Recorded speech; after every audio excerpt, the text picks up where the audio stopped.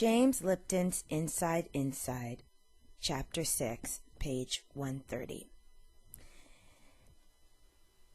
In less than 24 hours, I had been blooded. When I was finally summoned to Greece, it was evident that the production was in serious trouble. Each time the right people were paid off, the producer moaned, the government fell, and there was a new pack of bureaucrats with their hands out. The Greek people were another matter, quite simply the kindest people I'd ever encountered. Since the production was once again stalled, I was at liberty in Greece for nearly 3 months, installed in the Hotel New Angleterre on Athos Ormo in Athens, and exploring Attica and Sparta in the producer's car, which he lent me, out of guilt perhaps, at the endless delays. I toured the Greek Isles. On Mykonos, which I'm told is today as crowded and chic as Capri in season, there was only one primitive hotel which I couldn't afford. I stayed instead inside a private home that, in place of a front door, had a beaded curtain, so that the water carrier could enter in the middle of the night and fill the tall clay vessel just inside the entrance with fresh well water. Liberated in every conceivable way from the constraints of the past, I fulfilled an amorphous childhood dream and ran away with gypsies, in the company of an exquisite young Greek woman who shared my fascination with gypsies and was in flight from an arranged marriage to a wealthy businessman in the Anglo-Egyptian Sudan. With her family in hot pursuit, we made our way north in my producer's handy car, following our gypsy band until we parted company with them at Delphi on the slope of Mount Parnassus. There may be a Hilton in Delphi now, but in those distant times there was only one accommodation. A bent local woman, garbed in the requisite black, seemed to own a cliff face, into which several caves had been cut. They were reached by a tall ladder that she provided after payment in the night's tariff. Each cave contained candles, a bed, a basin, towels, and water jars, which was sufficient to our needs. The cave we were assigned contained a religious picture which, under our illicit circumstances, seemed unbefitting. My companion crossed herself before it, then covered the Saviour's penetrating gaze with a towel. The only exit from the cave was via the ladder, which required summoning the hotelier with shouted exhortations from the mouth of the cave. We stayed for 2 days, visiting the rock on which Apollo's oracle had perched in previous millennia, counseling visitors, some of them, I suspect, in situations not unlike ours. We ended each afternoon in Delphi on our own perch, above a stone wall that contained 2 stone spigots, channeling fresh water from Parnassus, one at shoulder height for the citizens, one at knee height for their burrows.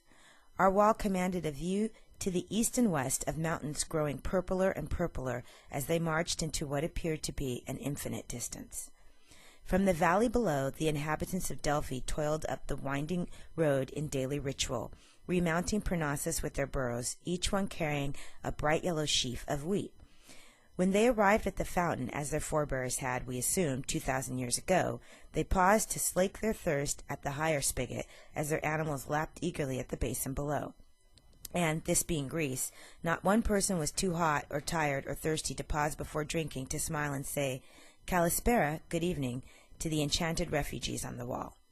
I can report that my companion suffered no ill effects from our reckless adventure. Apart from her happy confederacy with the gypsies and the people of Delphi, her act of rebellion convinced her family that the arranged marriage was a serious mistake. How the fellow in the Anglo-Egyptian Sudan took it I never discovered, and didn't much care in those sunny, feckless times. As the movie remained stalled, I made my way to Sparta to visit Mycenae, where the house of Atreus stood, its stone foundation still laid out like a blueprint on the Mycenaean Acropolis. Employing a 1905 Baedeker, I arrived at the Gate of Lions, where a wizened gatekeeper directed me to Agamemnon's palace. There I found, in Baedeker's words, the stone steps up which Agamemnon walked to his death at the hands of his wife, Clytemnestra, and her lover, Aegisthus, when he returned from Troy. That night, waiting for dinner at La Belle Hélène, of course, a hotel that Baedeker, in 1905, correctly called the worst accommodation in Europe, I wandered into a neighboring field, where I found a dozen shepherds hunkered in a circle, chatting animatedly while around them their sheep grazed, each animal's neck dangling a bell so that the flock sounded a constant, shifting, otherworldly chord. To the west, the sun was setting in the then unsullied air of Greece, in a riot of silvers and greens and pinks and crimsons, framed by a parade of silhouetted cedars on the surrounding hills. Abiding by the prevailing Greek spirit of bonhomie, the shepherds, each one holding a hand-carved crook, gestured me to join them. I discovered that one of the advantages of Greek travel is that, wherever one goes, there is the likelihood of finding at least one English-speaking citizen who has retired to his native land after 30 or 40 years of operating a restaurant in St. Louis or San Diego. The one in this circle had served Slovakia and saved his money in Cleveland.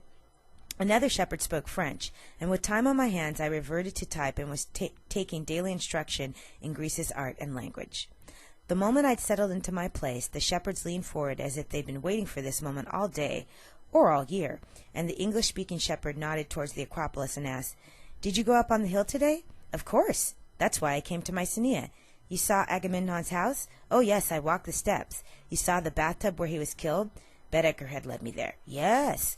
The entire circle leaned further forward, every eye on me as the shepherd purred, "Why do you think she did it?" I couldn't believe my ears. "You mean Clytemnestra?" "Of course." "Why did she kill Agamemnon?" The circle nodded. Feeling myself sliding into a time warp and unable to believe that I was blithely uttering these words, I said, "Because he sacrificed their daughter, Iphigenia, to get winds for his sail so he could sail to Troy." The circle opened like a flower, rocking back and forth on its heels and roaring with laughter at my naive response. I glared at the shepherds, annoyed. We were talking about the Trojan War, for God's sake.